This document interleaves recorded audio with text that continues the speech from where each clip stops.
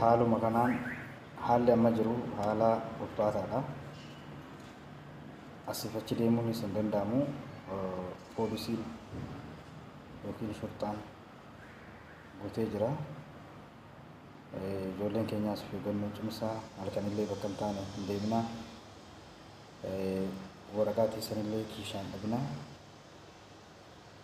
Akkasinis jajjabaadhaa, wal jajjabeessinaa, wal cinaa dhaabbannaa. Inshaallah yoo Rabbi jedhee hamma dhumaatti wajjin jirra. Viidiyoo xiyyeetanillee sheer godhaadha. Garuu wanti baay'ee nama gammachiisu poolisoonni biyya kanaa akka biyya keenyaa miti. Imaanaa itti kenname eeguudhaan